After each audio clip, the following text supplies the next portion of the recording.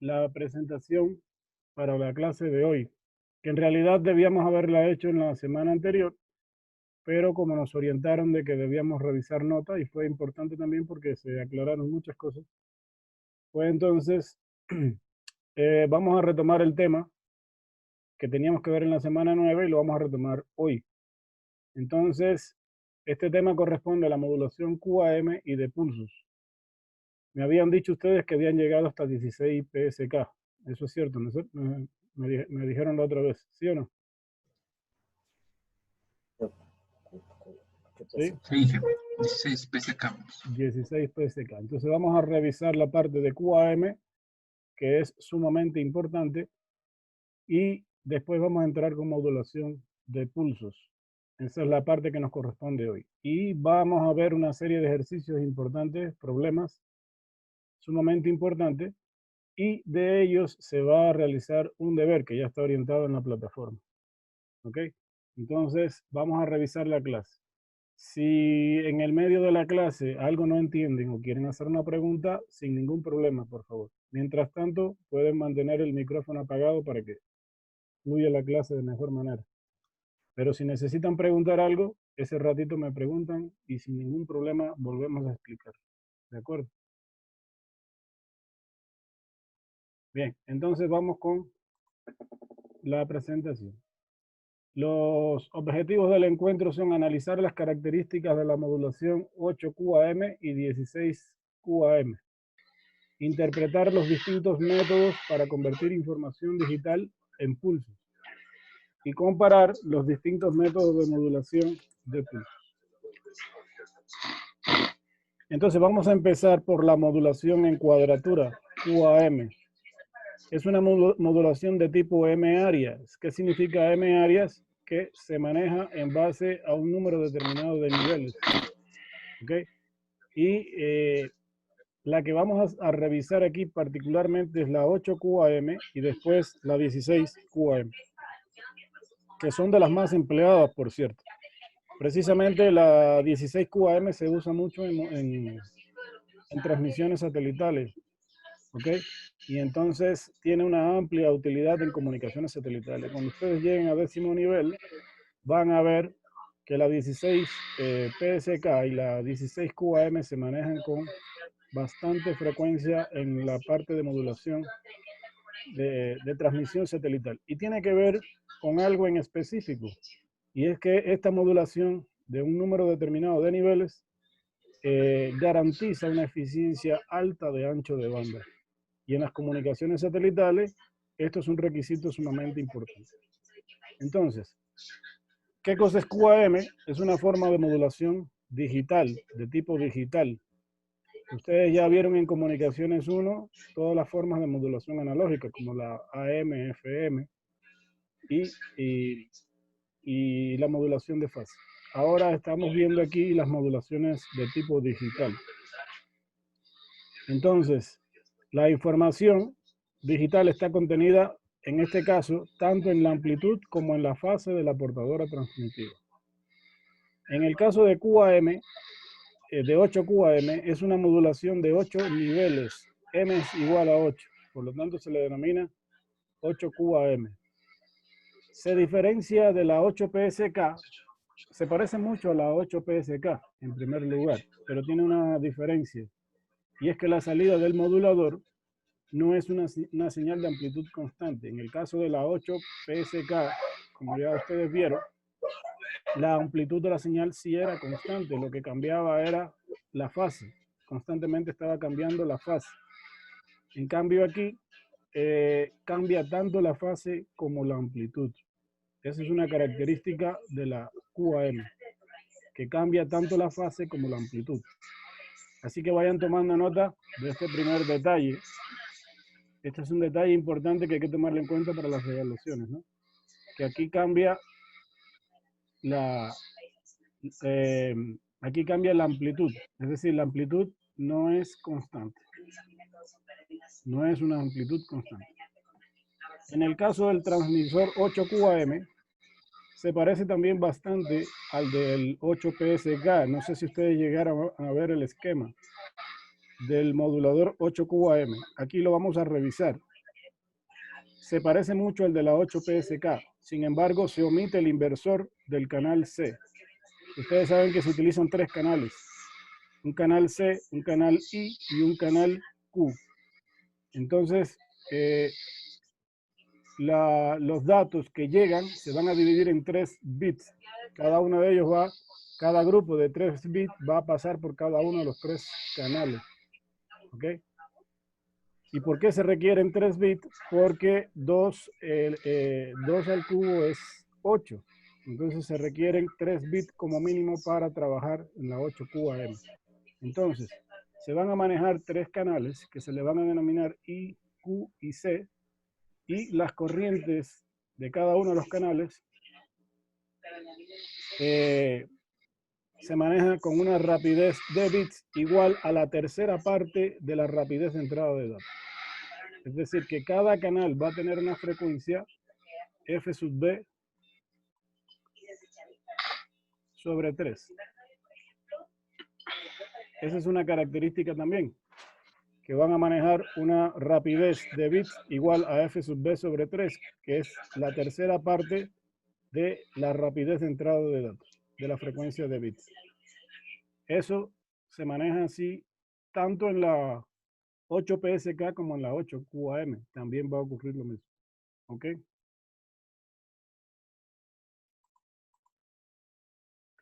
Y aquí tienen el esquema del modulador, un esquema básico del modulador. Entonces, es muy parecido al de la 8 PSK. Bien, pero ahora la entrada de datos, aquí está la entrada de datos, cuya velocidad de entrada se representa mediante F sub B, que no es otra cosa que la frecuencia de bits, pasa por un divisor de bits. ¿Para qué? Para que la secuencia de datos en serie que llegan aquí a la entrada se dividan por 3 canales. Esos 3 canales son el canal Q, el canal I y el canal C. ¿Sí? Entonces, el canal I alimenta a un convertidor de 2 a 4 niveles. El canal Q también alimenta a un segundo convertidor de 2 a 4 niveles. Por cada canal se va a manejar una velocidad de transmisión de la tercera parte de la frecuencia de entrada de bits. La salida de ese convertidor va a producir un código de modulación de amplitud de pulso, PAM. PAM significa modulación de amplitud de pulso. Si quieren pueden tomar nota por ahí. Entonces ya lo que sale aquí es una señal codificada con modulación de amplitud de pulso. La parte del canal C se alimenta de forma directa a ambos convertidores, ¿ok? Igual con la tercera parte de la frecuencia de bits. Después, esa señal PAM pasa a un modulador de producto, tanto por el canal I como por el canal Q. Y mediante un oscilador de referencia se multiplica por una señal analógica de tipo senoidal. Recuerden que la esencia de la modulación digital es utilizar una portadora de tipo senoidal. O sea, la entrada por aquí es digital, pero la señal se monta o va a portar, lleva como portadora una señal de tipo senoidal, que puede ser senoidal o cosenoidal. ¿Ok? No importa. Aquí incluso por un canal se va a manejar con una señal de tipo senoidal y con un desfasador se convierte en una señal cosenoidal. Ustedes saben que la señal seno y coseno están desfasadas a 90 grados. Entonces lo que se hace aquí es multiplicar esta señal digital por una señal de tipo analógica, de tipo cosenoidal, a una frecuencia omega sub c, que es la frecuencia de la portadora. Esto ya vieron ustedes. O sea, lo que se está haciendo aquí, en este bloque de aquí, es realizar precisamente la modulación. Esto es el modulador prácticamente. Multiplicar una señal digital por una señal de tipo senoidal. Esta frecuencia de aquí es una frecuencia de portadora que por lo general es mucho más grande que la de la frecuencia de la señal digital. Eso es para adaptar la señal al canal de transmisión. Por eso se usa esa modulación. Esa es la esencia de la modulación. Y aquí se suman estas dos señales. Es decir, la señal senoidal se suma con la señal cosenoidal. Dentro de un ratito vamos a ver un ejercicio para que vean cómo se genera la señal de salida aquí con la suma de estas dos señales. Luego pasa por un filtro pasabandas para dejar pasar solo el rango de frecuencia que yo necesito. Y finalmente tengo aquí una salida de tipo 8QAM. Y lo que tenemos aquí es la tabla de la verdad, correspondiente a los canales I, Q y C. Esta columna de aquí corresponde a los bits que van a incorporarse a los canales I y Q. Y este corresponde exclusivamente al canal C. Y observen los niveles que se producen a la salida. Es decir, vamos a tener en cuestiones de amplitud dos niveles de amplitud, que son 0.541 voltios y 1.307 voltios. O sea, tenemos dos niveles de amplitud y tenemos también dos polaridades.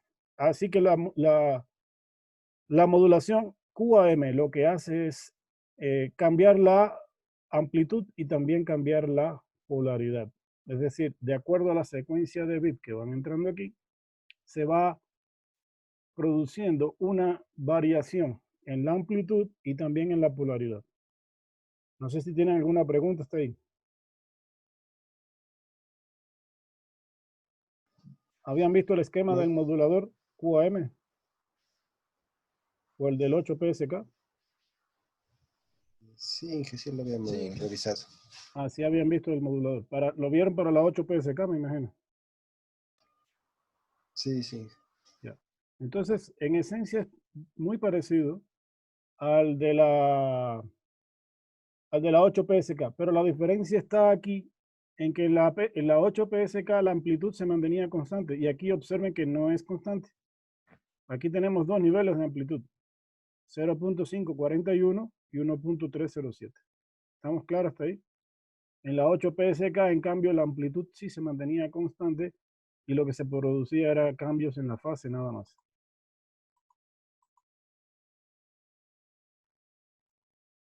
Bien, entonces, los bits I y Q determinan la polaridad de la señal PAN en la salida de los convertidores de 2 a 4 niveles. Y el canal C lo que determina es la magnitud, es decir, la amplitud. Con los cambios que se producen en los bits en el canal C se cambia la amplitud.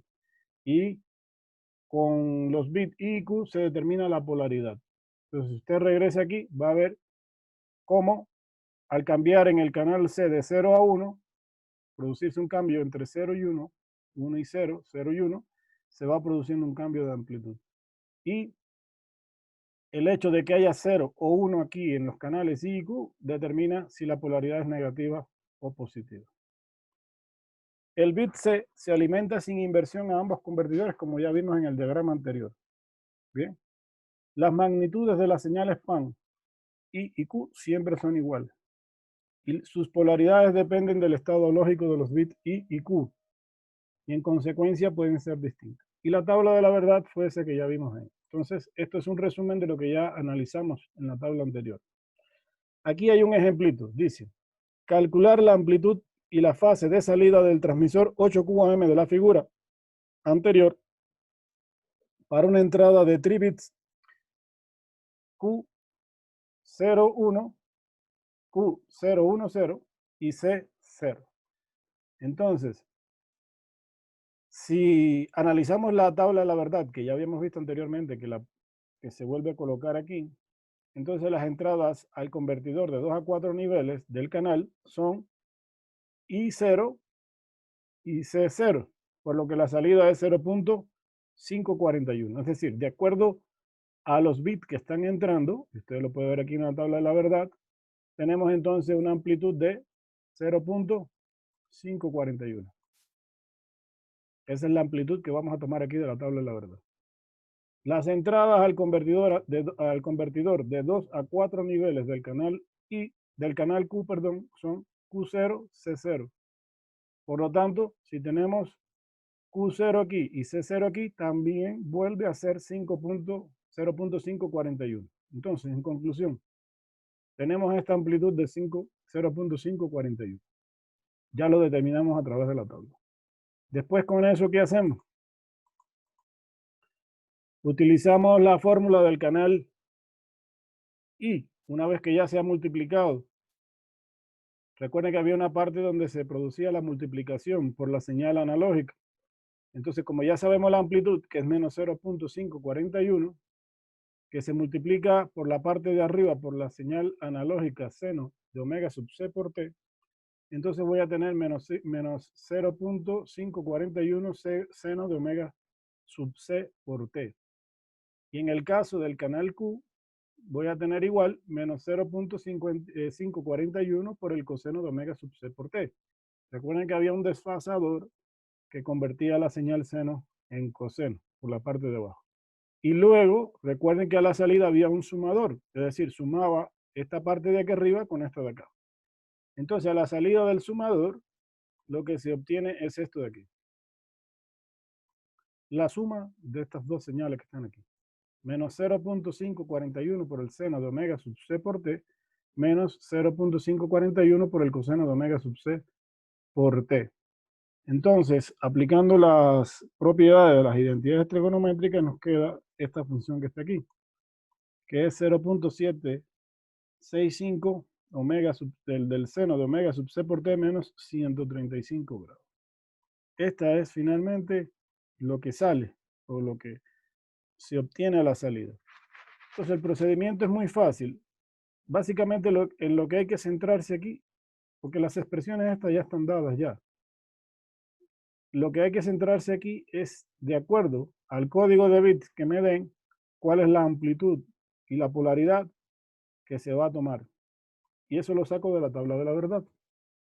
El resto ya sería colocar ahí en la fórmula y hacer la operación matemática nada más.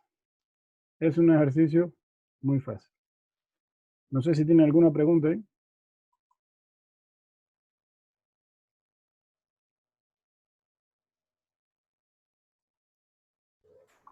¿No? No, hija. Bien, entonces vamos a ver las consideraciones de ancho de banda de 8QAM. En el 8QAM la rapidez de bits en los canales I y Q es la tercera parte de la rapidez de entrada binaria. Ya lo habíamos visto.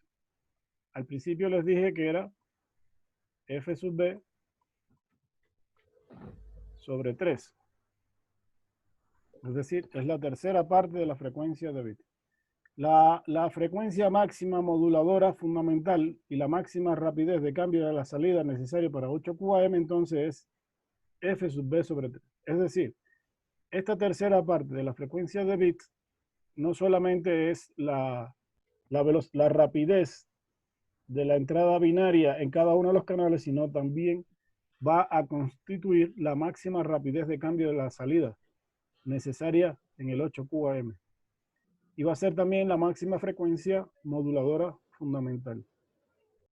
Esto coincide con la 8PSK. Las dos tenían igual F sub B sobre 3. En esa parte no cambian en cuanto a la 8QAM y la 8PSK. Entonces aquí tenemos finalmente la tabla de la verdad de los canales Q, I y C y las amplitudes que se van a crear aquí. Observen que tenemos dos niveles de amplitud, 0.765. Esto es ya al final de la salida, no al final de cada convertidor de 2 a 4 niveles, como habíamos visto en el ejercicio anterior. Esto es ya a la salida completa del modulador.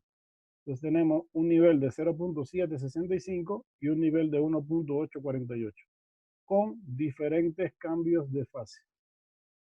Menos 135 grados, menos 45 grados, más 135 grados y más 45 grados, con diferentes niveles de amplitud. Entonces ustedes pueden ver que de acuerdo a la combinación de tribits que ingresa al modulador, se van a ir produciendo diferentes niveles de amplitud con, o mejor dicho, dos niveles de amplitud con un cambio de fase diferente para cada nivel de amplitud. Entonces, En base a esta tabla de la verdad, se consigue, además, la respuesta de frecuencia y los diagramas de fase, que ya lo vamos a ver aquí ahorita.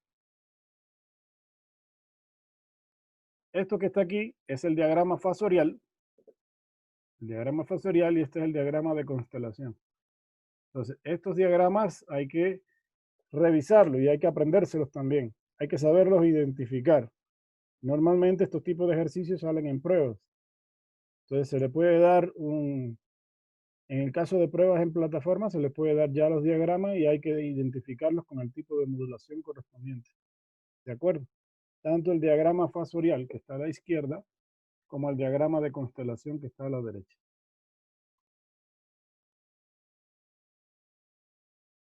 Y este sería la respuesta de salida del modulador. ¿Ok? La respuesta en frecuencia y fase. Entonces, observen que para cada combinación de bits en los canales Q, I y C, tenemos un nivel de amplitud. La amplitud aquí se refiere de cresta a cresta. Ojo con eso. Cuando hablamos de amplitud aquí, es desde el pico superior de esta cresta al pico inferior de esta cresta de acá. Es decir, de pico a pico. Entonces, observen que aquí tengo una amplitud de 1.848, aquí tengo una amplitud de 0.765. Aquí vuelve a cambiar la amplitud, pero con otro cambio de fase. Esta fase no es igual que esta. Entonces fíjense dónde empieza la señal aquí y cómo comienza la señal aquí. Aquí es donde se producen los cambios de fase. Esto es un cambio de fase, esto es un cambio de fase, esto es otro cambio de fase. Y así sucesivamente se van produciendo diferentes cambios de fase y diferentes niveles de amplitud. Entonces, eso es lo que pasa en la 8QAM. Hay que familiarizarse con este diagrama y saberlo diferenciar del 8PSK. Porque en el 8PSK no pasaba lo que pasa aquí. Las amplitudes sí eran constantes. Sí se producían los cambios de fase, igual que acá, pero no cambiaba la amplitud. Y aquí sí cambia la amplitud. ¿Estamos de acuerdo ahí? Entonces, hay que familiarizarse con este diagramita, con esta respuesta. Porque si en una prueba le sale esto, hay que saber identificar si esto es 8PSK o 8QAM. Entonces, por el número de bits necesarios de entrada, se puede identificar que es de nivel 8, pero lo que puede traer como confusión es que sea de tipo modulación por conmutación de fase o modulación 8QAM. ¿De acuerdo? Recuerden que esto sería modulación cuaternaria.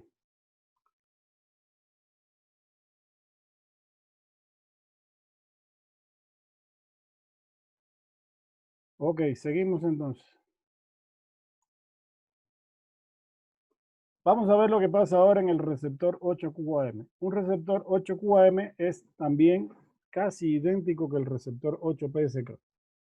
Las diferencias son los niveles de modulación de amplitud de pulso, PAM, en la salida de los detectores de producto, que ya vimos que cambia, la amplitud cambia. Y las salidas binarias de los convertidores análogos digitales. Hay dos amplitudes de transmisión en 8QAM, que ya las vimos, ¿cuáles son? 0.767 y 1.808. Los cuatro niveles PAN de modulados en 8QAM son distintos que los niveles de 8PSK. Y en 8QAM las señales binarias de salida del convertidor análogo digital a digital del canal son I y C. ¿Ok? Entonces, recuerden que el canal C determinaba el cambio de amplitud y los canales Q e I determinaban el cambio de signo. Entonces, esas son las características que ya hemos identificado en el diagrama del modulador.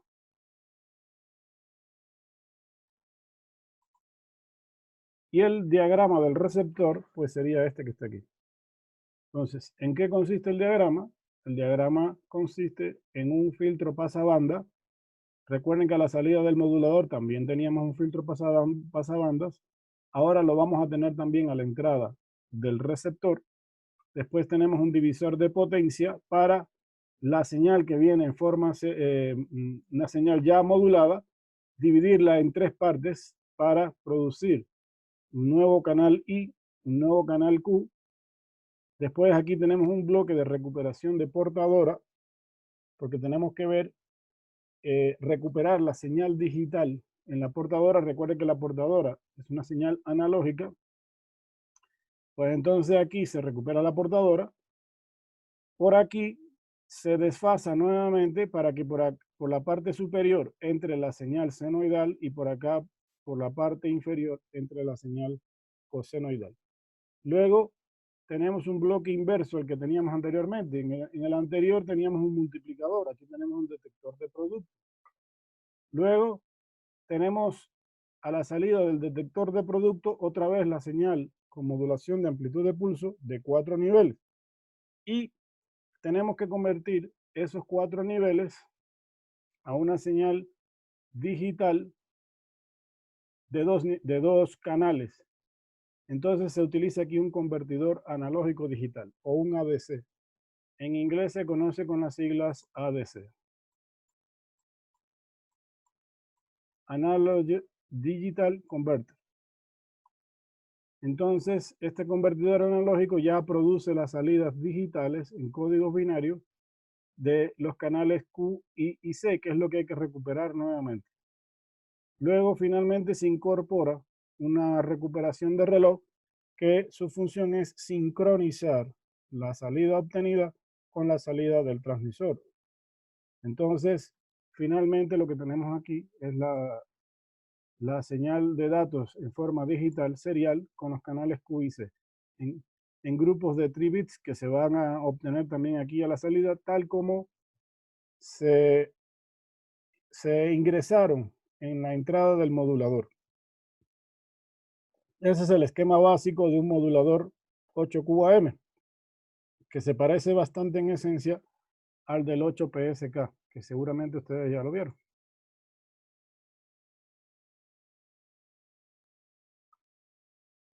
Bien, entonces, similar a la 8QAM, tenemos la modulación 16QAM.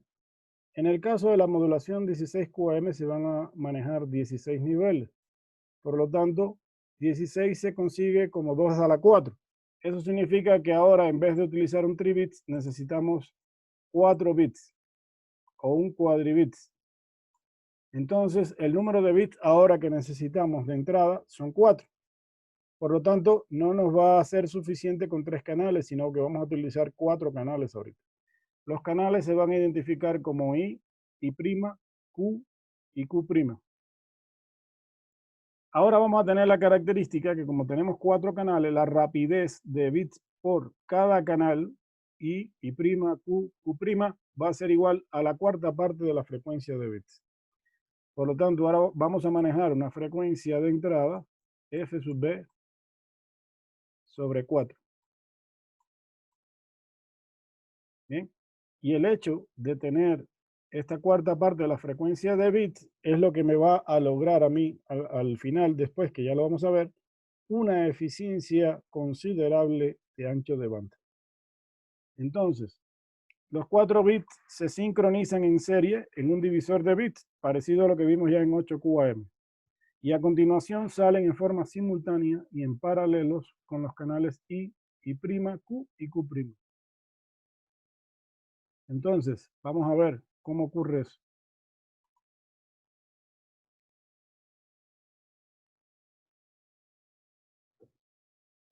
Primero vamos a hablar algo sobre el transmisor 16QAM. Los bits I y Q determinan la polaridad de la salida de los convertidores de 2 a 4 niveles. Recuerden que en el 8QAM eso lo determinaba igual también los canales I y Q. Pero ahora vamos a tener I' y Q' también de forma adicional. En este caso, los bits que van por los canales I' y Q' lo que determinan es la magnitud Cuando hay un 1 lógico, se crea un nivel de 0.821. Y cuando hay un 0 lógico, un nivel de 0.22. Se van a utilizar también convertidores de 2 a 4 niveles para generar también señal PAM de 4 niveles. Son posibles 2 polaridades y 2 magnitudes en la salida de cada convertidor de 2 a 4. Y las señales PAM modulan las portadoras en fase y en cuadratura en los moduladores de producto. Y para cada modulador son posibles 4 salidas. También se va a usar un sumador lineal para combinar las salidas de los moduladores de producto. También vamos a utilizar moduladores de producto para llevar esa señal digital sobre una portadora analógica. Aquí está el esquema del transmisor. Entonces, aquí tenemos la entrada de datos. Tenemos un divisor de bits, pero ahora se divide en 4 canales. Canal Q, Q' y I'. Cada canal va a manejar una frecuencia que sería la cuarta parte de la frecuencia de entrada de datos binarios, es decir, F sub B sobre 4. Por acá ingresarán los canales I a un convertidor de 2 a 4 niveles, por acá también los canales Q. Tenemos ya señal modulada como modulación de amplitud de pulso por ambos lados. Y aquí tenemos ya la parte de modulación. Esto es el esquema de un modulador balanceado. No sé si se acuerdan cuando vimos en PDS, que yo les dije que ustedes iban a ver esto en Comunicaciones 2. Teníamos aquí este esquema, donde aquí ingresaba una señal de entrada digital y aquí se multiplicaba por una señal cosenoidal.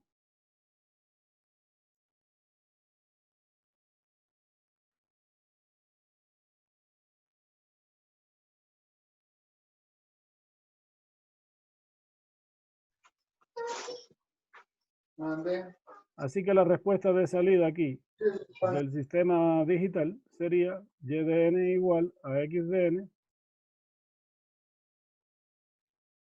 por el coseno de omega sub C por T. ¿Se acuerdan de esto que vimos en PDS? ¿Sí o no?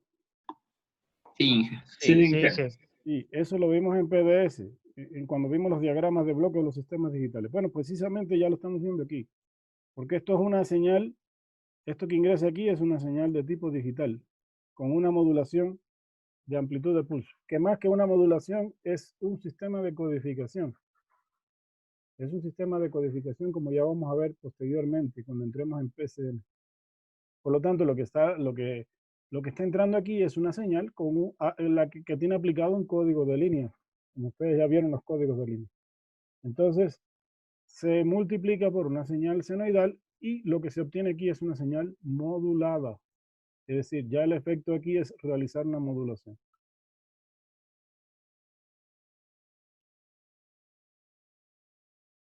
¿Quién es el que transporta la información? El mensaje, esta señal digital que está aquí.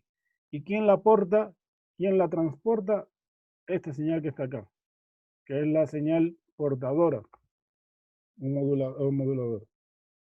Entonces, esa es la esencia de una modulación.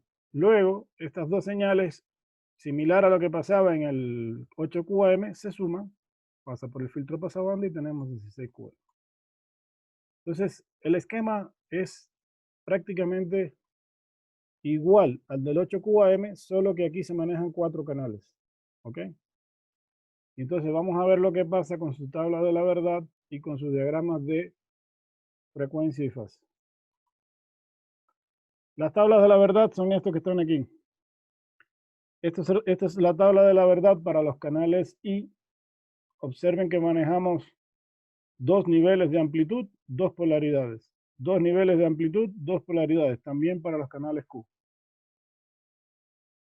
Entonces, aquí hay un ejemplo. Dice, para una entrada de cuadribits, el ejemplo que vamos a ver es lo que sale a la salida de los moduladores de 2 a 4 niveles. Todavía no es a la salida final del modulador.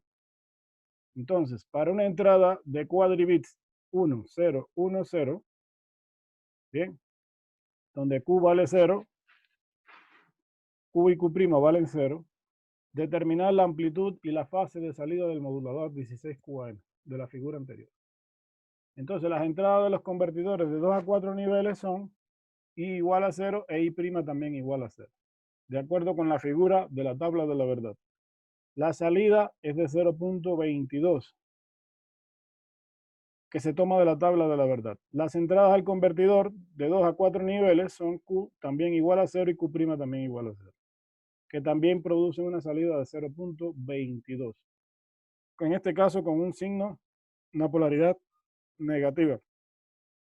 Como se multiplican por una señal del seno, entonces me queda menos 0.22 por el seno de omega sub c por t. Esto es para el canal I. En el caso del canal Q, como estaba desfasado con 90 grados con un desfasador que había, pues entonces también va a ser menos 0.22, pero en este caso por el coseno de omega sub c por t. Ya tenemos las dos señales y luego a la salida del módulo del sumador se suman estas dos señales y produce 0.311 por el seno de omega sub c por t menos 135 grados. Este es el nivel que vamos a tener a la salida, pero ya final del modulador. El 0.22 es simplemente a la salida de los convertidores de 2 a 4 niveles, es decir, en el modulador de señal de tipo PAN. Para los siguientes cuadribits, el procedimiento sigue siendo el mismo. Y ahí se obtiene toda la tabla de la verdad final, que ya la vamos a revisar.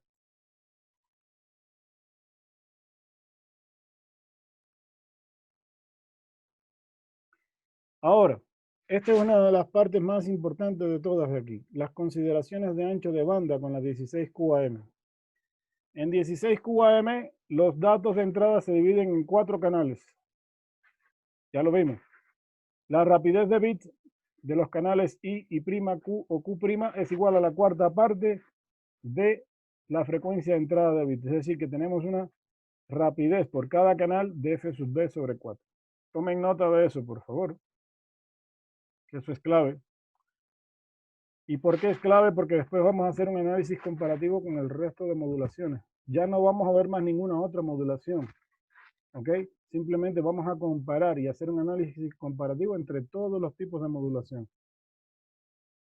El divisor de bits estira los bits I y los bits Q hasta 4 veces su longitud de entrada.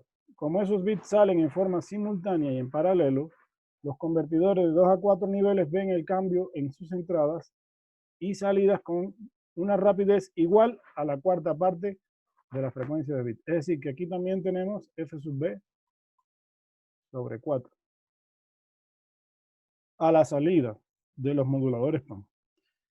Es decir, que entonces la frecuencia fundamental máxima de los canales I y prima Q o Q' es igual a la octava parte de la rapidez de bits de la entrada de datos binarios. Es decir, F sub B sobre 8. Esa sería la frecuencia fundamental máxima. Así que la máxima frecuencia fundamental de cualquier señal PAN también es igual a la octava parte de la rapidez de entrada de bits. Con un modulador 16 QAM hay un cambio en la señal de salida, también en su fase, su amplitud o en ambas cosas. Bien, para cada uno de los 4 bits de entrada de datos. Los baudios, que este es otro aspecto importante en cada una de las modulaciones, los baudios son iguales a F sub B sobre 4.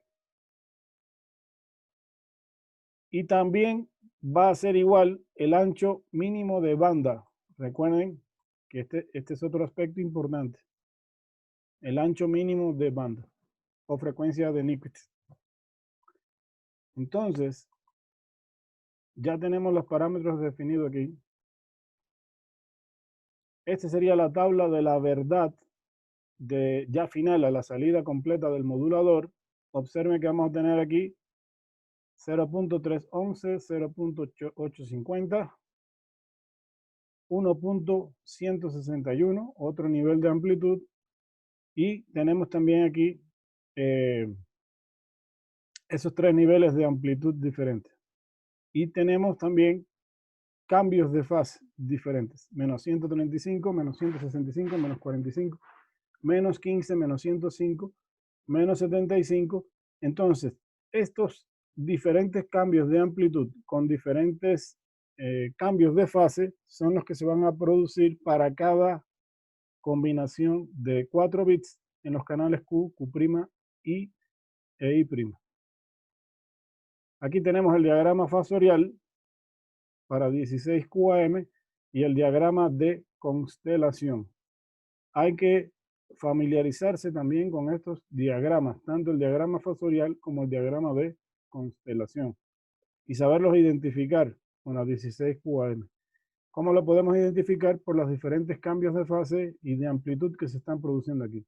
Miren los cambios de amplitud, tenemos 3 niveles de amplitud diferentes, y miren cuántos cambios de fase. ¿Ok? Diferente. Entonces, eso hay que familiarizarse con él. Tenemos aquí 16 cambios de fases diferentes, con 3 niveles de amplitud. Entonces, las consideraciones de ancho de banda. Aquí tenemos la entrada binaria de datos, tenemos cómo se producen aquí los datos por cada canal, que es igual a la cuarta parte de la frecuencia de bits. Tenemos los datos por el canal, los canales I, que también es igual a la cuarta parte de la frecuencia de bits. La salida final de los moduladores de 2 a 4 niveles, con 4 niveles de amplitud aquí y 2 tipos de polaridad diferentes. Y esta es la salida del modulador balanceado. Todavía aquí no se están sumando las dos señales. Aquí no es esos son a la salida del modulador, que ya vimos cuando se multiplica por la señal de tipo senoidal. ¿Ok? Vamos a ver un ejemplo ahora, que es lo más importante aquí, o una de las cosas más importantes de lo que hemos visto hasta ahora. Dice, calcular la frecuencia bilateral mínima de Nikic, F sub n, y los baudios para un modulador 16 QAM que tiene una rapidez de entrada de datos de 10 megabits por segundo y frecuencia de portadora de 70 MHz. También vamos a comparar los resultados con los obtenidos en los moduladores BPSK, QPSK y 8PSK. Entonces, recuerden que la rapidez de bits de los canales I, Q y Q' era igual a la cuarta parte de la rapidez de entrada. Como aquí me están diciendo que la frecuencia de entrada aquí de datos es 10 megabits por segundo, pues lo que voy a tener como frecuencia por cada uno de los canales es la cuarta parte de ellos. Es decir, por el canal I, por el canal I', por el canal Q y el Q', por cada uno de ellos voy a tener una rapidez de bit de la cuarta parte de la frecuencia de entrada, que sería en este caso 10 sobre 4. Es decir, por el canal I van a entrar 2 megabits por segundo, o se va a manejar a una velocidad de 2 megabits por segundo. Lo mismo para los canales I', Q y Q'. Hasta ahí, ¿estamos bien? ¿Alguna pregunta?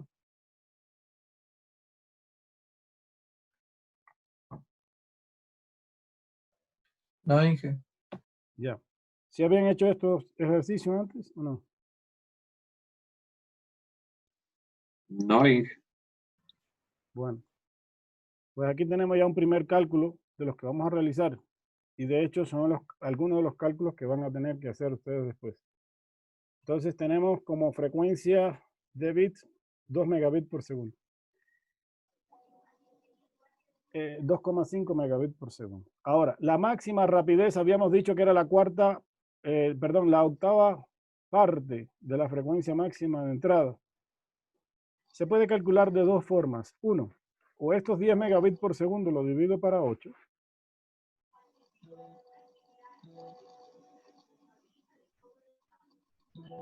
O estos 10 megabits lo divido para 8 porque era la octava parte. O cada frecuencia de cada canal la divido para 2. ¿Bien? Porque recuerden que eso es lo que entra a cada modulador de 2 a 4 niveles. Por lo tanto, a la salida, lo que voy a tener es 2,5, que es lo que entra, dividido para 2, es decir, 1.25. O si no, directamente podría haber dividido 10 megabits por segundo dividido para 8. Y me va a dar 1.25 25 MHz. Como ya teníamos aquí la fórmula para lo que se va a obtener aquí a la salida del sumador y de los moduladores, entonces aplico esta fórmula que está aquí. Seno de 2pi de f sub a por t por el seno de 2pi de f sub c por t. ¿Ok? Que eso se puede escribir por identidad trigonométrica como un medio del coseno de 2pi de f sub c menos f sub a menos un medio del coseno de 2pi por f sub c. F sub c es la frecuencia de la portadora que me están dando aquí.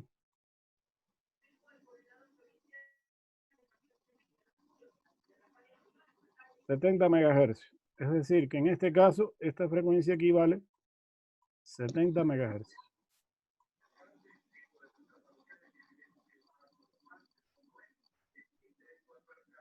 Y lo mismo aquí, en ambos lados. Y f sub a es precisamente esta frecuencia que acabo de calcular aquí, 1.25 MHz, que es el resultado de dividir los 10 megabits por segundo dividido por 8. Por lo tanto, ¿qué es lo que tendría que hacer ahora aquí? Sustituir estos 70 MHz aquí donde dice f sub c, tanto aquí como acá, y f sub a por 1.25. Al sustituirlo, me queda esto que está aquí. Sería un medio del coseno de 2pi de 70 menos 1.25 menos un medio del coseno de 70 más 1.25. En conclusión, esto de aquí daría 68.75 y por acá 71.25. El diagrama del espectro de frecuencia sería esto que está aquí. Tendría una componente de frecuencia en 68.75, una componente de frecuencia en 71.25 y en el centro tendría la frecuencia de la portadora. Como esto es un esquema de portadora suprimida, se coloca con línea descontinua la componente de la portadora. La diferencia entre 71.25 menos 68.75 es lo que nos da el ancho de banda mínimo necesario, que precisamente es 2,5 MHz. ¿Y cómo se conseguía ese 2,5 MHz? Bueno, esta es una forma de hacerlo. Si hacen todo este procedimiento y llegan aquí, usted ya puede saber cuál es el ancho de banda mínimo necesario, que a su vez coincide con la frecuencia de Nyquist. ¿Ok? Ese es un camino para hacerlo. Ahora, ¿quiere hacerlo más fácil? No hay ningún problema. Los 10 megabits por segundo que les dieron al principio de datos se puede dividir para 4. Igual nos da 2,5 MHz. O lo hace por esta vía o lo hace por esta otra, pero le tiene que dar igual. Y en este caso, la rapidez de símbolo de ancho de banda también coincide con 2,5. Es decir, que tenemos 2,5 megabaudios, que es la velocidad de símbolo. En conclusión, en 8 QAM, en 16 QAM, el ancho de banda mínimo de Nyquist es de 2,5 MHz. ¿Disminuyó o no disminuyó en comparación con la 8 PSK? Dígame.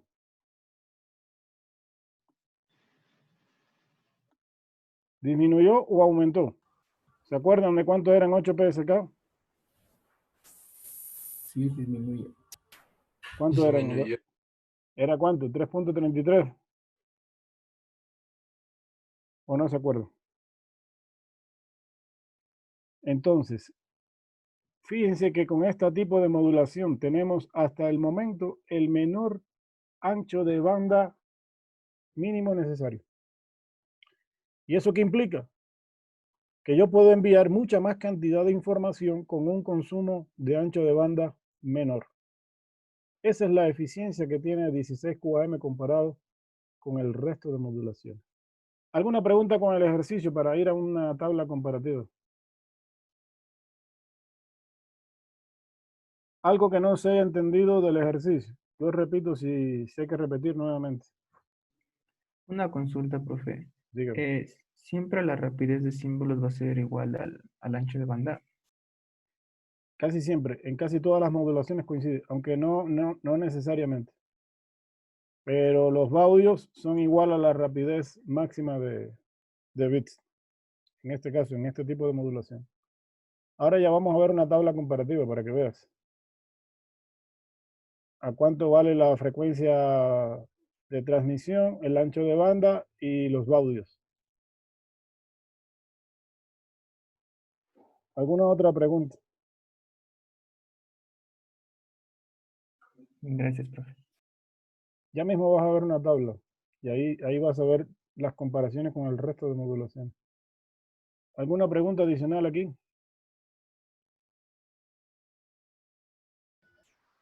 No, Inge. Bueno, No, Inge. veamos la tablita comparativa, que es una de las cosas más importantes. Aquí vamos a entrar ya en la parte de comparación. Hay un tema aquí que se denomina eficiencia de ancho de banda. La eficiencia del ancho de banda se calcula como la rapidez de transmisión en bit por segundo entre el ancho mínimo de banda en hercios. Cuando usted hace el arreglo de unidades de medida de bit por segundo con hercios, recuerde que un hertz equivale a un ciclo por segundo, pues entonces esto se puede escribir finalmente como bits por ciclo, porque los segundos se pueden aquí cancelar. Entonces, la eficiencia de ancho de banda se traduce en bits por ciclo. Y este parámetro de eficiencia de ancho de banda se usa para comparar el funcionamiento entre dos tipos de técnicas de modulación diferentes. Bien, entonces vamos a ver cómo cambia la eficiencia, o sea, cuál de los tipos de modulación tiene más eficiencia, cuál es más eficiente. Entonces, aquí hay un ejemplo que dice lo siguiente: determinar las eficiencias de ancho de banda para los siguientes esquemas de modulación: PPSK, QPSK, 0PSK, que es lo mismo que la BPSK, perdón, 0PSK y la 16QM. Aquí hay un error, esto es 8PSK. El BPSK ya lo teníamos aquí. Entonces es 8PSK. Hay un errorcito aquí, vamos a arreglarlo.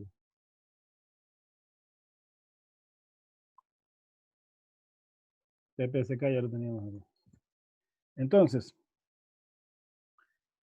miren la comparación entre los cuatro tipos de modulación que ya han visto hasta el momento. En la BPSK, el ancho mínimo de banda de Nyquist era de 10. En la QPSK bajó a 5. En la 8PSK bajó a 3.33, que ya la había mencionado anteriormente. Y en la 16QAM bajó a 2,5. O sea, desde el punto de vista de ancho de banda o requisitos de ancho de banda, la 16QAM es la que menos requisitos de ancho de banda tiene. Y eso es bueno, porque puedo enviar mayor cantidad de información con menos requisitos de ancho de banda. ¿Ok? O con la misma disponibilidad de ancho de banda, para decirlo de otra forma, puedo enviar mucha más cantidad de información que con el resto de modulaciones. Esa es una de las razones por la cual se usa mucho la 16QAM, sobre todo en comunicaciones satelitales. Entonces, al calcular las eficiencias de ancho de banda, que recuerden que se calculaba dividiendo el ancho de banda en megabits para el ancho de banda en megahercios, entonces teníamos lo siguiente: frecuencia de bits dividido para ancho de banda en megahercios. En el caso de la BPSK no pasa nada, porque tanto la frecuencia de bits como el ancho de banda equivalen a lo mismo, 10 megabits por segundo y 10 megahercios, lo cual nos da una eficiencia de 1 bit por ciclo. En la QPSK, la frecuencia de bits 10 megabits por segundo, el ancho de banda 5 megahertz.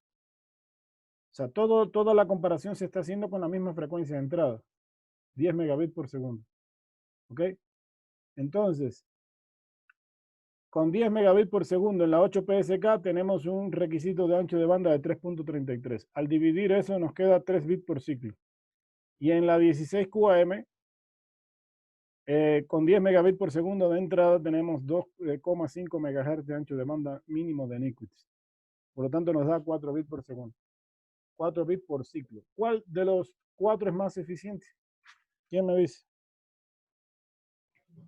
16 QM, ¿Y por qué? porque maneja menor ancho de banda. Sí, pero desde el punto de vista de eficiencia. ¿Qué te dice aquí esto aquí? Una mayor cantidad de bits por Porque cada permite ciclo. transmitir mayor cantidad de bits sobre ciclo. Por ciclo. Exactamente, que por cada ciclo permite transmitir mayor cantidad de bits. 4 bits por cada ciclo. En cambio aquí nada más que puedo transmitir uno, por ejemplo, en la BPSK. En la 8 PSK 3 bits. En la QPSK 2 bits. Entonces fíjense cómo se maneja aquí la eficiencia. ¿Cómo puedo comparar desde el punto de vista de la eficiencia? Ahora vamos a compararlo desde el punto de vista de ancho de banda. Entonces, en cuanto a ancho de banda, miren lo que pasa aquí. Que aquí se maneja en FSK mayor o igual que la frecuencia de bit. En QPSK, la frecuencia de bit dividido para 2. En 8 PSK y en 8 QAM, la frecuencia de bit dividido para 3. Y en 16 PSK y 16 QAM, la frecuencia de bit dividido para 4. En cuanto a los baudios, que era la pregunta que me hicieron hace un ratito, miren que en todos los casos coincide con el ancho de banda. Es decir, lo que usted calcula aquí con el ancho de banda coincide también con los baudios, que es la frecuencia de transmisión de señal. ¿Ok? Coincide. Ahora, en cuanto a eficiencia, observen que tengo la mejor eficiencia con 16 PSK o 16 QAM. Entonces, eso es lo que implica aumentar en niveles estos tipos de modulación. Claro que aumenta la complejidad y las complejidades del modulador y de modulador, pero en cambio se logran altas eficiencias de modulación. ¿Alguna preguntita hasta ahí?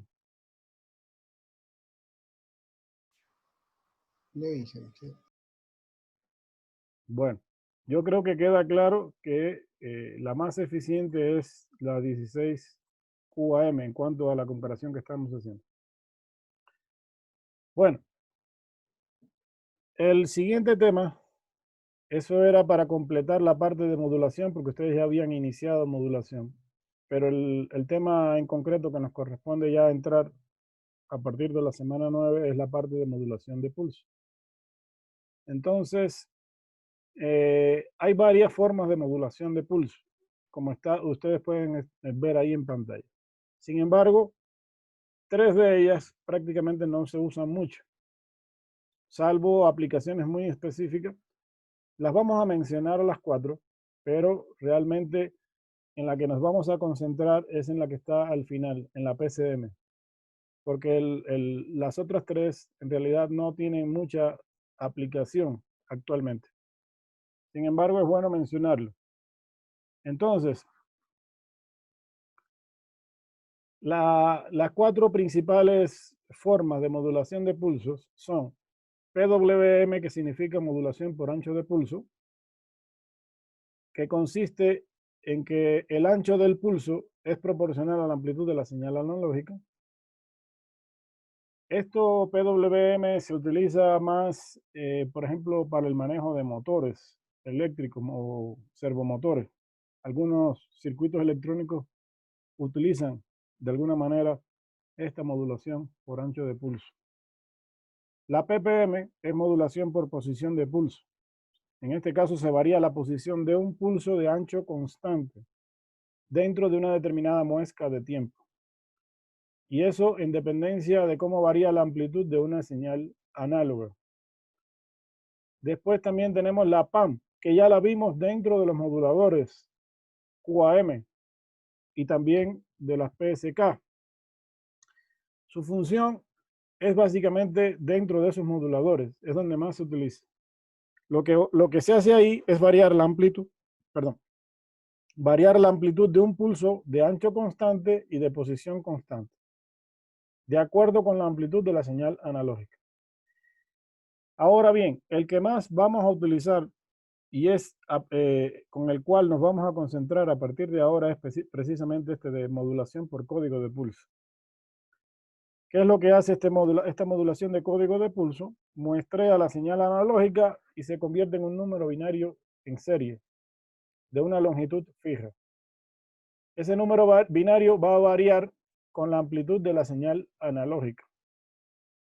Entonces, en dependencia de la amplitud de la señal analógica, se va a ir modificando el número binario que tiene una longitud fija y que tiene que ver también con un proceso de muestreo y retención, que ya lo vamos a analizar ahora a continuación. Entonces, aquí tenemos las diferentes formas de onda de cada uno de los tipos de modulación de pulso. En el caso del primero, sería la señal de entrada analógica. Esta sería la respuesta, en el literal B tendríamos la respuesta a la salida de un modulador de pulsos de muestra. Bien. En el literal C ya tendríamos la salida a través de un modulador de ancho de pulso. Miren cómo va variando aquí el ancho del pulso. ¿Ok? En dependencia de cómo cambia la amplitud de la señal de entrada analógica. Después tenemos en el literal D una respuesta de salida de un modulador de posición de pulso. En el literal E sería la respuesta de salida de un modulador PAM. Aquí lo que se modifica es la amplitud. Miren como aquí tengo un pulso de una amplitud determinada y cuando viene este otro pulso acá, pues este pico negativo de la cresta, se modifica la amplitud a un tamaño menor. Y en el PSM, que es el que vamos a utilizar, se utiliza una codificación diferente en dependencia de cómo varía la amplitud de la señal analógica. Este de aquí al final es el que nosotros vamos a revisar a partir de ahora. Entonces, vamos a ver algunos aspectos importantes y algunos cálculos también sumamente importantes. Como ya les dije, nos vamos a centrar en la PSM, que es la que realmente se utiliza para transmisión digital. Las otras tres no se utilizan normalmente en transmisión digital. La PAM sí se utiliza, pero se utiliza dentro de los moduladores QAM. Entonces, la que vamos a analizar es, por supuesto, la PSM. Los pulsos son de longitud fija y amplitud fija. Esa es una primera característica que debemos saber identificar aquí. Es un sistema binario en el que la presencia o ausencia de pulso dentro de una muesca predeterminada representa una condición de un 1 lógico o un 0 lógico. Más que una modulación, es un tipo de codificación también. Estas modulaciones de pulso, más que una modulación en sí, representa más bien una codificación de pulsos. Aquí tenemos el diagrama de bloque simplificado. ¿Okay? Vamos a explicar un poquito el diagrama de bloques este. Presten mucha atención aquí. Aquí tenemos una señal de entrada analógica que pasa primero por un filtro pasabanda. La señal a la salida del filtro sigue siendo análoga y entonces entramos aquí en una parte importante. Esta es una de las partes claves del sistema, que es el circuito de muestreo y retención. Yo tengo que tomar muestras sucesivas de la señal de entrada análoga y convertirlas en una señal digital con un tipo de codificación PAN, como ustedes pueden ver aquí, con modulación de amplitud. Es decir, que la modulación de amplitud de pulso también está implícita dentro de PSM. Este es el modulador PSM y sin embargo internamente también se maneja modulación de amplitud de pulso. Luego eso pasa a un convertidor análogo digital, un ADC, y convierte los datos seriales que ya están digitalizados en datos paralelos. Luego pasa nuevamente de un convertidor de paralelo a serie para enviar los datos de forma serial a la parte del receptor. Esta parte de aquí corresponde ya a la parte del receptor. En conjunto se pueden usar repetidoras regenerativas, que es para ir regenerando de forma continua el código PCM creado. Ya aquí tenemos código PCM en forma serial y se utiliza una serie de regeneradores de ese código para que llegue sin ningún problema y sin pérdidas a la parte del receptor. Luego en el extremo receptor necesitamos de un convertidor nuevamente de serie paralelo y un convertidor ahora digital analógico. Bien. Y para convertir nuevamente esos datos digitalizados ya en forma serial. Pasa por un circuito de retención nuevamente para obtener a partir de ahí nuevamente el código PAM que se había generado acá en la parte del módulo 2. Y luego pasa por un filtro pasabanda y tenemos la señal de salida analógica nuevamente. Ese es el esquema básico de un sistema PCM. Ahora vamos a explicar por lo menos los bloques principales que nos interesan aquí.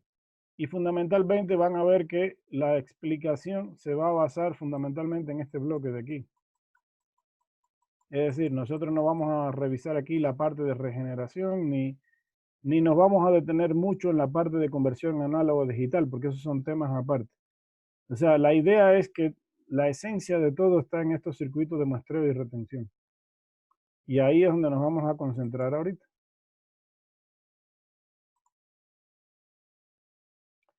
Entonces nos vamos a la parte de muestreo.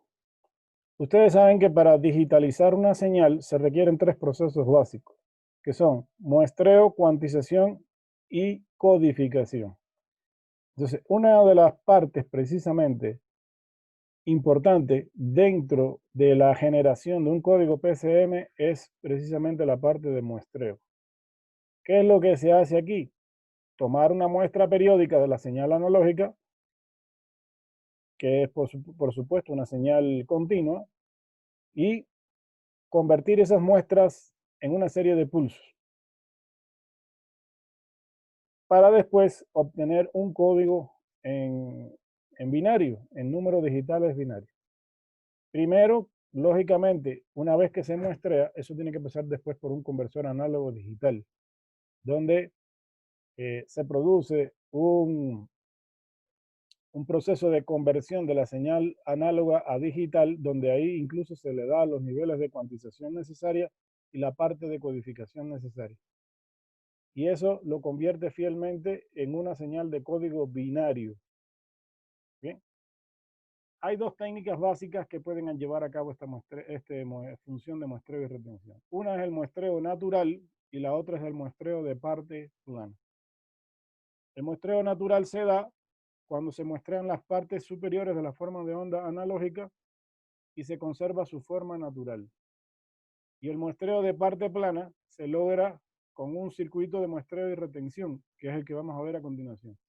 Realmente, el método que más se usa es este de acá, el de muestreo de parte plana, y es en el que nos vamos a concentrar fundamentalmente ahorita.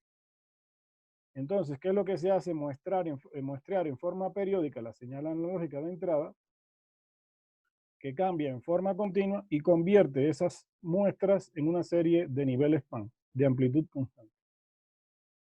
Entonces, todo eso altera el espectro de frecuencia y se introduce un error que se llama error de abertura, que ya lo vamos a revisar también. Este es el circuito básico de muestreo natural.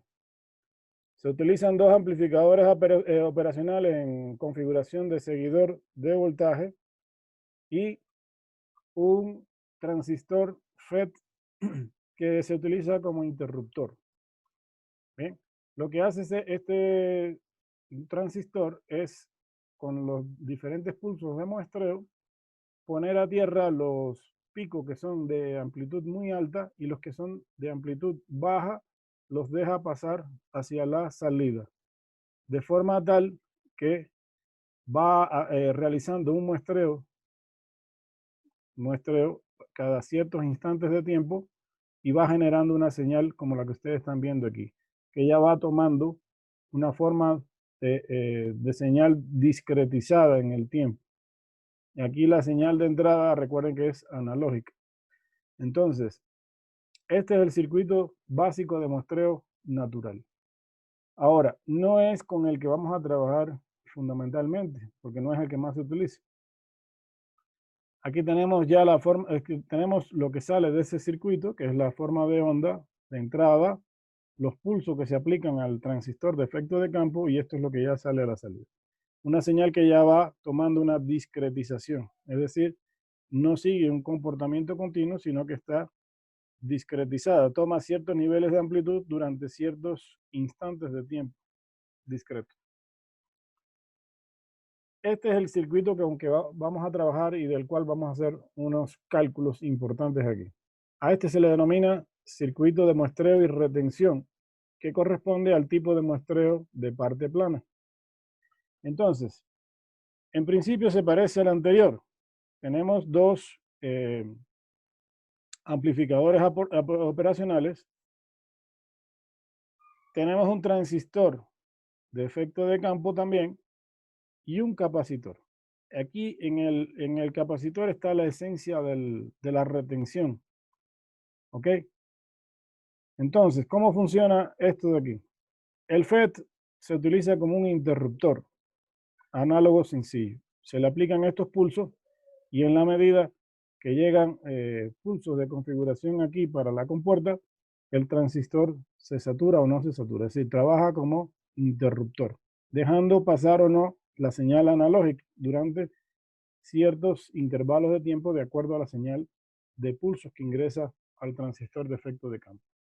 Entonces, cuando el transistor se satura, deja pasar esta señal y el capacitor se carga durante un cierto tiempo.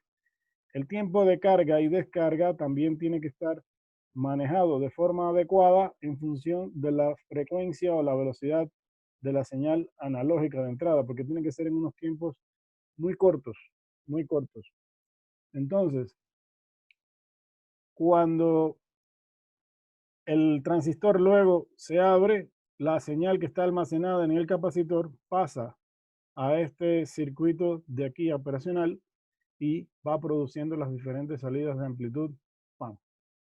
Es decir, que el FET, el transistor, lo que hace es proporcionar una trayectoria de baja impedancia para depositar voltaje en el capacitor C1.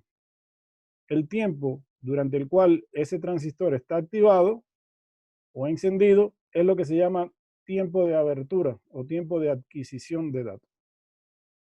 En realidad, C1 constituye el circuito de retención. Eso es importante que se sepa. Es el circuito de retención.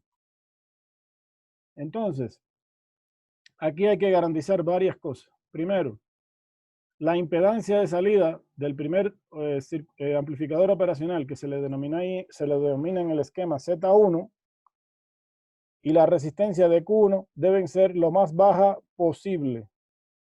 Es decir, que este amplificador de aquí debe tener una impedancia lo más baja posible, así como la impedancia del transistor Q1. Primera condición que hay que garantizar. Por otro lado, observen cómo se carga el capacitor. Bien, cuando Q1 está activo aquí. Este es el tiempo en que Q1 está activo y el capacitor se carga. Pero gradualmente se va descargando ese capacitor durante un determinado intervalo de tiempo. Incluso cuando todavía está activo el transistor Q1. Entonces, esa descarga gradual es por una pérdida propia del capacitor, que se le denomina en términos generales pérdida. ¿Okay? Una pérdida que va a ocurrir en ese capacitor. Para evitar que esas pérdidas sean muy grandes, hay que garantizar que la impedancia del otro amplificador operacional que habíamos visto anteriormente. Z2. La impedancia de este amplificador operacional Z2 debe ser alta. A diferencia del Z1, este debe ser alta. ¿Para qué? Para garantizar de que no se descargue demasiado este capacitor que está aquí. Entonces esa impedancia de entrada de Z2 debe ser alta, al igual que la resistencia de fuga de C1 también, para evitar que se produzcan demasiadas pérdidas por descarga en el capacitor. Así que tanto el amplificador operacional Z1 como el amplificador operacional Z2 se utilizan para aislar el circuito de muestreo y retención. En conclusión, ¿qué constituye aquí el circuito de muestreo y retención? A ver si alguien me dice, de acuerdo a lo que expliqué.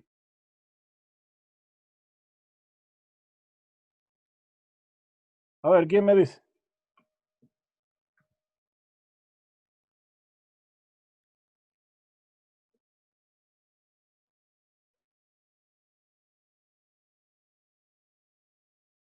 ¿Están por ahí? ¿Se me fueron?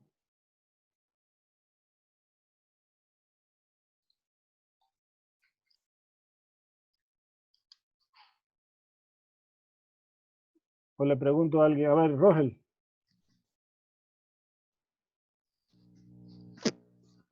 Bueno, Inge, básicamente entre Z1 y Z2 son los que proporcionan el circuito de retención, incluido el capacitor C1. Ya. Z1 dice que tiene que tener una impedancia baja Este debe tener una impedancia baja. Una impedancia baja, y Baja. Z2 al contrario tiene que tener una impedancia alta para evitar las pérdidas Ya. Aquí impedancia baja de salida. Aquí impedancia alta de entrada. de entrada. Entonces, ¿para qué se utilizan estos? Que básicamente es el circuito de retención. No, estos no son circuitos de retención. El circuito de retención es el capacitor. Esta es la retención aquí.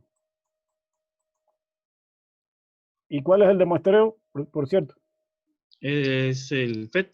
El FET. Este es el de muestreo. Este es el circuito de muestreo.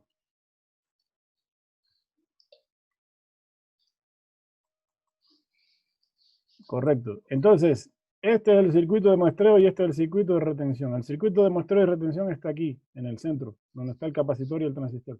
Los amplificadores operacionales se utilizan nada más que para aislamiento de ese circuito de muestreo y retención. Esa es la idea. Ese es el resumen de todo. ¿Están claros? Sí, Inge. Ya. Eso es lo que había que identificar aquí. Este es el circuito de muestreo, el que conforma el transistor, y el capacitor es el circuito de retención.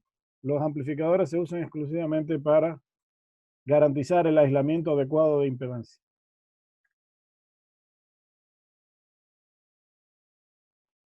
Bueno, vamos a ver un ejemplito, un ejercicio. Dice, para el circuito de muestreo y retención de la figura anterior, determinar el valor máximo de la capacitancia que se puede usar. Manejar una impedancia de salida de 10 para Z1 y una resistencia de Q1 activado de 10. El tiempo de adquisición de 10 segundos. Voltaje máximo de cresta a cresta de entrada 10 voltios. Corriente máxima de salida de Z1 10 miliamperes. Y una exactitud del 1%. Entonces, la ecuación que permite calcular la corriente que pasa por un capacitor, que eso deben haberlo visto ustedes en circuitos eléctricos, es I igual a C por dB sobre dt. Es decir, a la capacidad por la variación de voltaje con respecto al tiempo, o la derivada del voltaje con respecto al tiempo, la razón de cambio del voltaje con respecto al tiempo. Si se ordena esa ecuación para despejar C, nos queda entonces despejando aquí que es I por dt sobre dB. Con esa ecuación, yo puedo entonces sustituir algunos valores ya. Bien, como me dan la corriente I, que es de 10 miliamperes, nos dan también el cambio del tiempo, que es 10 microsegundos, y nos dan el cambio de voltaje, que es 10 voltios. calculamos esto muy fácilmente y nos da 10 nanofaradios. Es decir, que necesitamos una capacitancia máxima de 10 nanofaradios. Ahora, la constante de tiempo tau, que esto ya incluso lo habíamos visto en electrónica digital, es igual a R por C. A R por C. Tau es una constante de tiempo de carga del capacitor. R es la impedancia de salida, pero ojo lo que dice aquí. Y tomen nota de esto. Esa impedancia R, esa resistencia R es la suma de la impedancia de salida de Z1 más la resistencia de Q1 activado. Recuerden que esas dos impedancias estaban en consonancia porque tenían que ser relativamente bajas, ¿ok? En el orden de ohms, muy bajas. Entonces, R es la suma de la impedancia de salida de Z1 más la resistencia de Q1 activado. C es el valor de la capacitancia C1 en faradio. Por lo tanto, si despejamos C de aquí, nos da que la capacitancia máxima es tau sobre R. Si ahora utilizamos esa fórmula, podríamos calcular la capacitancia máxima. Pero hay una cuestión aquí. El ejercicio decía para un 1% de exactitud. Entonces, estos circuitos se manejan con la siguiente tabla. El tiempo de carga en el capacitor tiene que ver con el porcentaje de exactitud. Por ejemplo, 10% se maneja con 2,3 por tau. 1% con 4,6 tau. 0,1% con 6,9 tau. Y 0,01% con 9,2 tau. Esto es una tabla ya preestablecida. Eso no la podemos cambiar. Por lo tanto, si a mí me dan el dato del 1%, tengo que tomar esta constante de carga o este tiempo de carga que está aquí. ¿Ok? Si esto le saliera en una prueba, bueno, hay que darle este dato. Este dato hay que proporcionárselo a ustedes. Entonces, para una exactitud del 1%, sería 10 microsegundos dividido para la constante, que sería 4,6 por R. Recuerden que esto de aquí es R. ¿Y R que era igual? A ver si se acuerdan.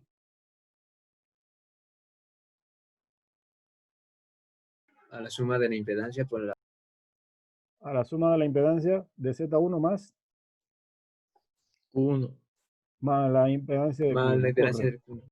Ya. Como cada una de ellas es 10 por datos del problema, porque al principio el problema decía que la impedancia de Z1 era 10 ohms. Y la impedancia de Q1 también era 10 ohms. Por eso es que se coloca el 20 que está ahí. ¿Ok? Entonces eso nos da 20 ohms. Por eso es que tienen un 20 ahí. ¿Estamos de acuerdo hasta ahí? ¿Alguna preguntita con ese ejercicio?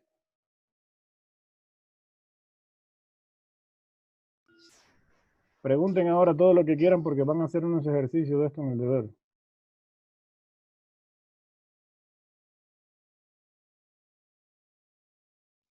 ¿Cómo le ven? ¿Fácil o difícil? Difícil, la verdad, totalmente distinto a lo que estábamos viendo. Y eso sí me causa un poco de preocupación, la verdad. ¿Y qué es distinto? ¿Ya ustedes habían visto modulación de pulso? No, Inge, aún no veíamos modulación de pulso. Entonces, si no habían visto esto, no puede ser distinto. Tiene que ser distinto porque no lo habían visto nunca. Profe, 108.7 nanofaradios es el valor del capacitor. Sí. De acuerdo al requisito del 1% que me estaban pidiendo anteriormente. Porque fíjate que aquí te dicen con un 1% de exactitud. El problema te pide eso. Entonces, esa tablita hay que manejarla. Pero ¿a qué lo que no entiendo es qué es exactitud del 1%, ¿no? ¿A Es qué hace la, referencia eso? es la exactitud, el nivel de precisión que se quiere con el circuito de muestreo y retención. Entonces, de acuerdo al nivel de precisión, se manejan distintas constantes de carga y descarga del capacitor. Por eso no se preocupe, porque eso tiene que ver con la tabla que vieron al final. ¿Ya? Esta tabla no es necesario aprenderse. Es una tabla que maneja los niveles de exactitud. Si en una prueba le saliera un ejercicio como este, hay que darle este dato o proporcionarle esa tabla. Ahorita tienen la tabla. Si no tienen la tabla, hay que proporcionarle este dato.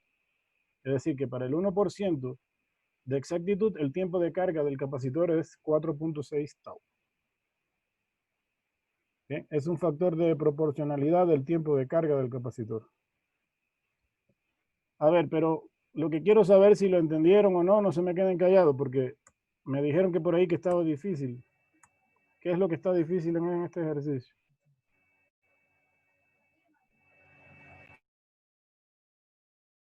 Díganme, por favor, yo les repito nuevamente.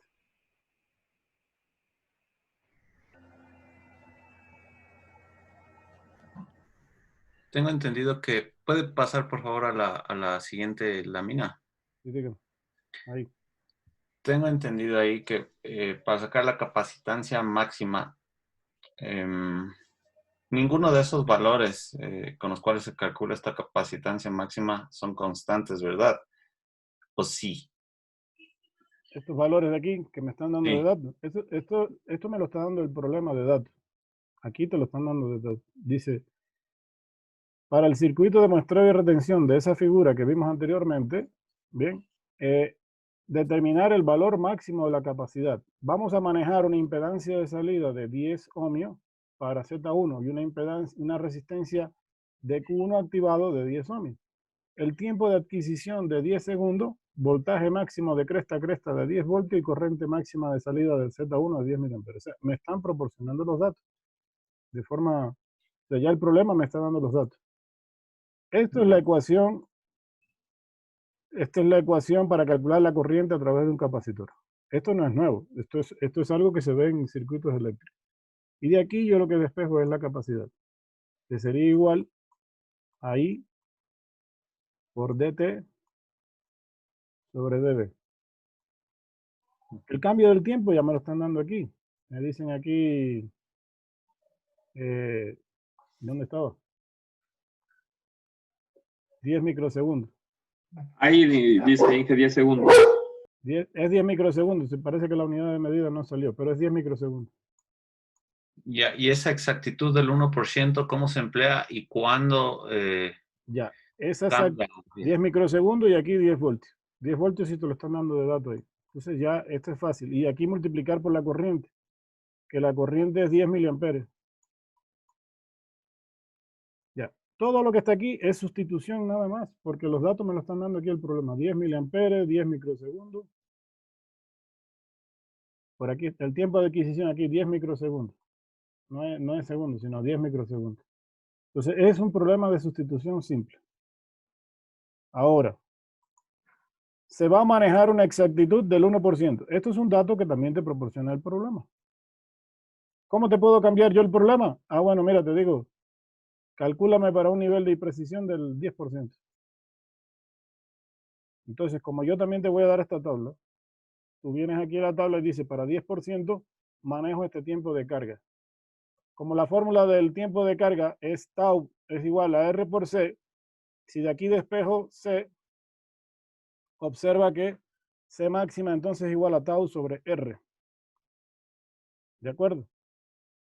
Entonces, eso se maneja aquí con el tiempo dividido para este porcentaje aquí, que es 1 sobre 4,6 por tau, por la resistencia. Entonces, este valor de aquí es R. Este valor de aquí es R. ¿Estamos de acuerdo hasta ahí? Sí, de acuerdo. Entonces, esto te lo tengo que proporcionar yo. O el problema. O sea, la tabla no hay que aprendérselo tampoco. Lo que sí hay que saber es el procedimiento de calcular la carga en el capacitor. Pero ustedes no se preocupen por eso, porque esto, primero van a hacer unos ejercicios. Y todo esto está muy bien desarrollado en el libro, incluso con sus respuestas correspondientes. Así que no van a tener ningún problema con eso. No se empiecen a preocupar ni se empiecen a asustar, que todo tiene solución. ¿De acuerdo? Por cierto, en la plataforma yo le subí en la semana de inicio un enlace para obtener estos libros. Este libro y otros más que también les puse ahí. ¿De acuerdo? Este libro con el que nos estamos manejando ahorita es Sistemas de Comunicaciones Electrónicas de Wayne Thomas. ¿Sí lo tenían ustedes o no? No, ese no. Bueno, ya se los coloqué ahí, por favor, para que lo revisen. Entonces, y el deber sale de ahí, de ese libro. de ahí va a salir. Pero son unos ejercicios realmente fácil porque incluso los ejemplos resueltos están en la propia unidad del libro. Esto está a partir de la página 667 del libro. Vayan tomando nota de eso. Si usted se guía por este ejemplo que está en la diapositiva, que además también está en el libro, desarrolladito, no tiene por qué tener ningún problema. Y además que en el libro está la respuesta y todo. Al final del libro están las respuestas. Así que no se me preocupen por nada, que todo va a salir bien. Entonces vamos a ver con el teorema de muestreo de Nikic. ¿Ya habían visto el teorema de muestreo de Nikic o no?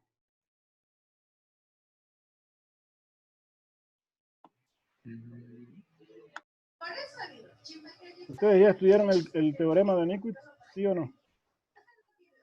Sí, ya lo habíamos Sí, visto. profe, sí Sí, lo vimos. habíamos visto algo de eso. Ya, algo de eso. Bueno, déjeme decirle que el teorema de Nikic es una de las reglas más importantes que hay en los sistemas digitales. Incluso ya lo habíamos visto algo de eso también en PDS. Las señales digitales tienen que cumplir con un criterio sumamente importante. Y fíjense que si le estoy diciendo esto porque esto es clave, muy clave aquí. Incluso cuando ustedes hicieron el proyecto en PDS de simulación de filtros digitales, tuvieron que aplicar esto en el MATLAB también. Porque el MATLAB le pide esa frecuencia máxima de muestreo.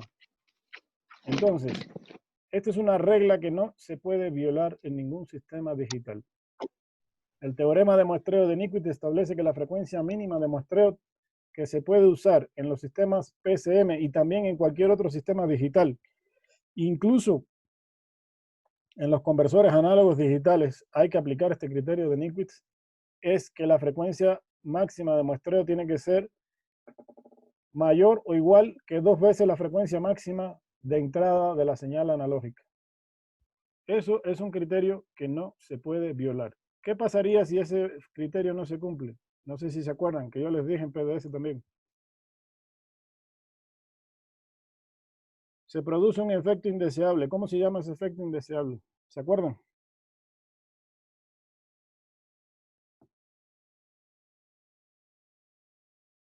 ¿Qué pasó?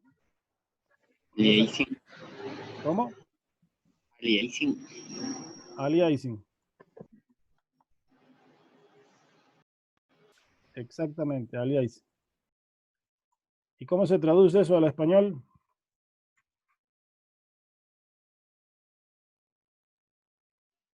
Distorsión. Traslape espectral. Se produce un solapamiento del espectro de frecuencia en las señales digitales, cosa que es indeseable porque después usted en el extremo receptor no puede recuperar con exactitud a la señal. Entonces, eso es un doblez de la imagen que se denomina aliasing o distorsión por alias. Distorsión por alias. ¿Ok? Eso es importantísimo, sumamente clave. Entonces, ¿cómo se va a manejar este asunto aquí? Miren, aquí tenemos estos gráficos que están aquí. En el primer gráfico se muestra un espectro de salida de un circuito de muestreo y retención sin distorsión por alias, es decir, adecuado, como debe ser. Y observen que no se produce ninguna distorsión de audio. Aquí tenemos la señal de audio con su frecuencia de entrada máxima. Tenemos la frecuencia de muestreo y observen cómo se obtienen los diferentes pulsos sucesivos de muestreo. Bien, en FC, en 2FC, en 3FC. Es decir, que la señal se va a muestrear cada este intervalo de muestreo aquí. Y no pasa nada, siempre recupera la señal de audio. Bien, tal y como era originalmente. Sin embargo, en este circuito de aquí abajo, o en este ejemplo de aquí abajo, observen que aquí tengo la señal de audio.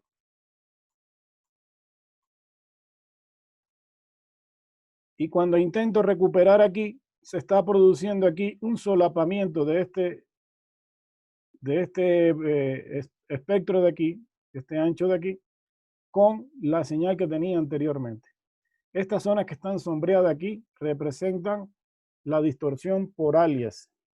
Distorsión por alias.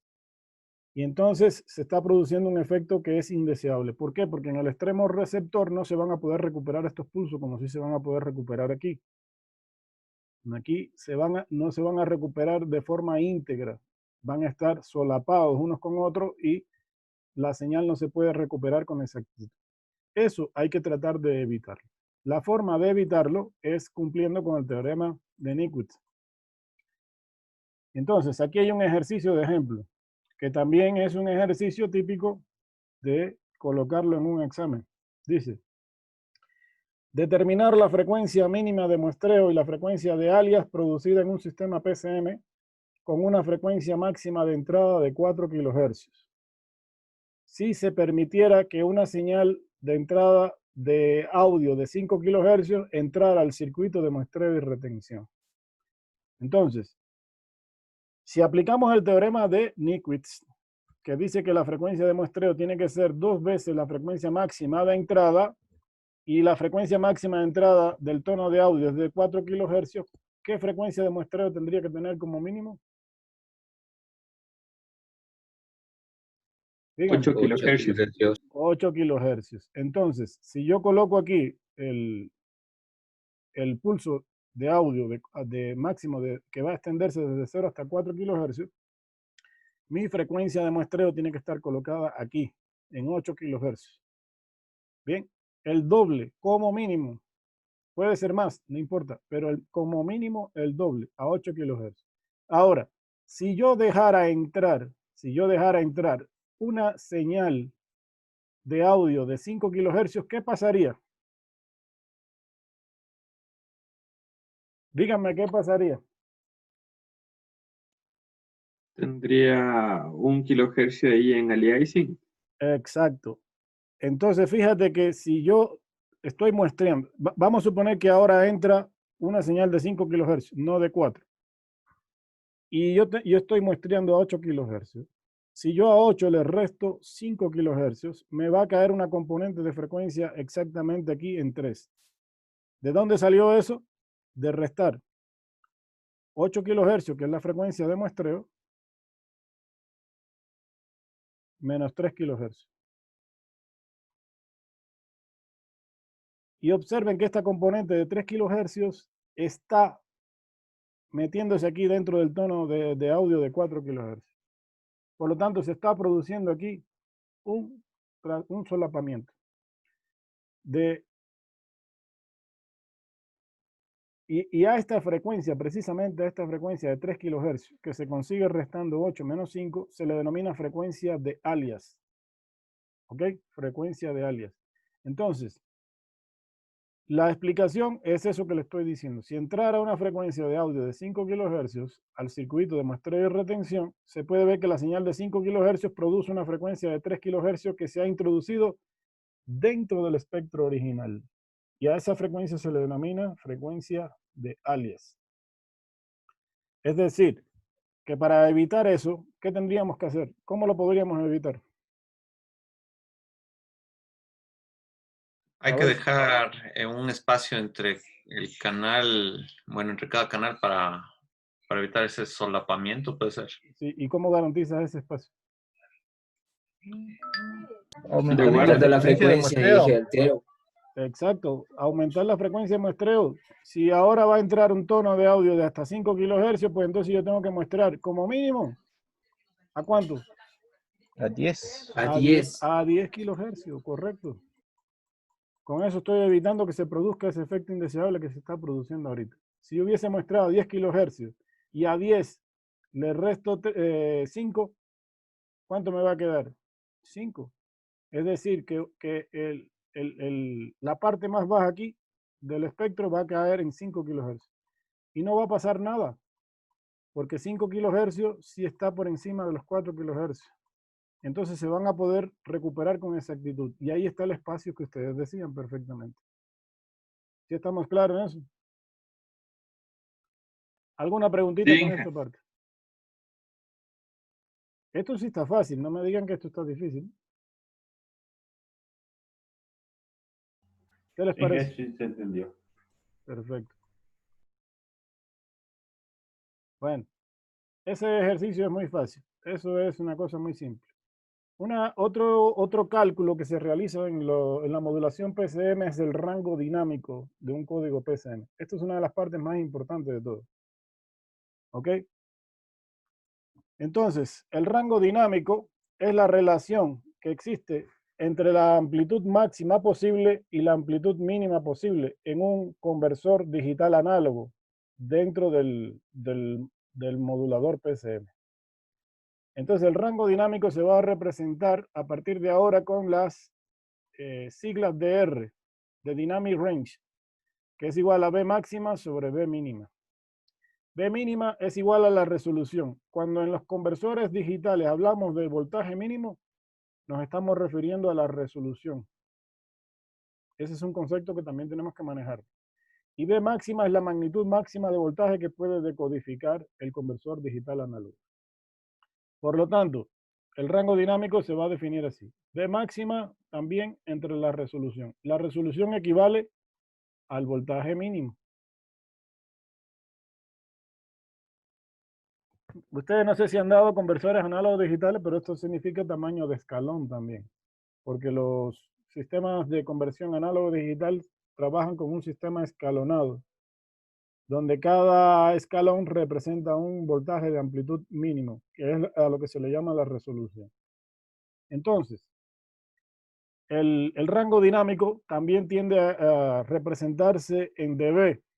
Para expresarlo en dB, como aquí lo que tenemos es la relación entre dos voltajes, y eso sí ustedes lo vieron, cuando quiero expresar una relación de dos voltajes en dB, tengo que aplicar la relación 20 logaritmo de B máxima sobre B mínimo. Si fuera relación de potencia sería 10 logaritmos. Como estoy trabajando con voltaje, sería 20 logaritmo de B máxima sobre B mínimo.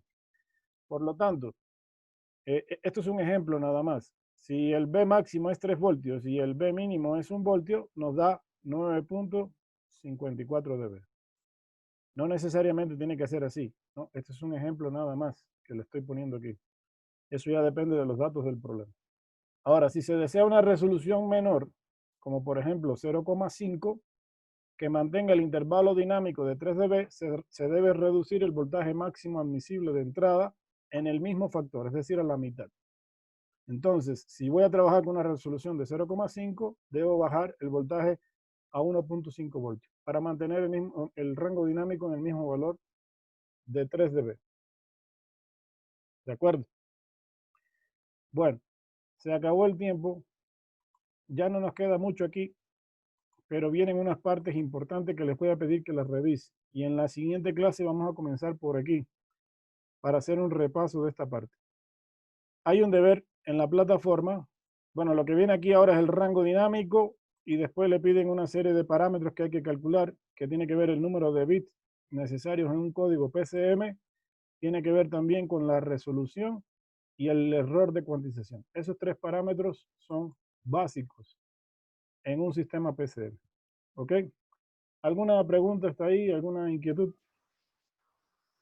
Inge, y en el deber también va de lo que nos dice que revisemos ahorita en este momento. Sí, sí va, pero déjeme decirle que ese ejercicio está resuelto en el libro también. Así que si usted se fija por ahí, tampoco debe tener ningún problema. También está en la presentación. ¿Ok? Ok, Inge. Ya, Inge, gracias. Si tienen alguna duda, por favor, me escriben o planificamos una tutoría como ustedes prefieran. Me escriben y coordinamos. Ya, Inge, muchas gracias. Ya. Bueno, que pasen bien y me avisan cualquier cosa si tienen alguna duda, algún inconveniente. Ingeniero, buenas noches. Disculpe, le escribí un mensajito sobre la asistencia porque ingresé tarde por motivos de trabajo. Si me puede ayudar. Marco Sánchez. Sí, por favor. Ya te coloco. Gracias, ingeniero. Ingeniero, Bueno, buenas noches. A mí también, por favor. Marco Sánchez, Iván Albuja. Sí, Iván Albuja también, Inge.